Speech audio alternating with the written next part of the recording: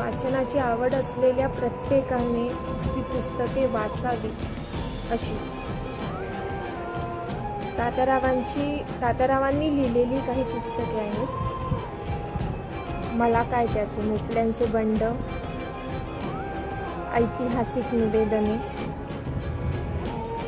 सावरकरांची पत्रे, अखंड सावधान असावे आणि सगळ्यात महत्त्वाचं माझी जन्मठेप.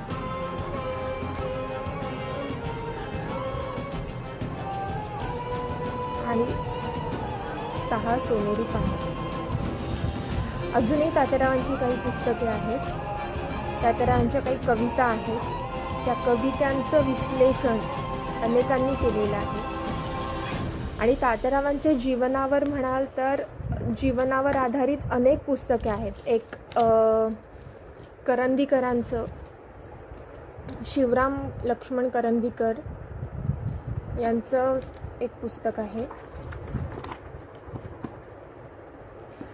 त्यानंतर लहान मुलांसाठी मंजिरी मराठे यांनी चित्ररूपात उपलब्ध करून दिलेलं आहे. त्यानंतर विक्रम संपत यांचे 2 खंड आपल्याला माहितीच आहेत.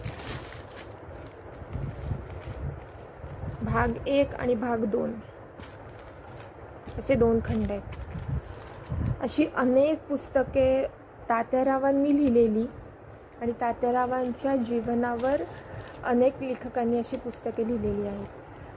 तर खरंच तुम्हाला वाचनाची आवड असेल तर ही पुस्तके एकदा जरूर वाचा.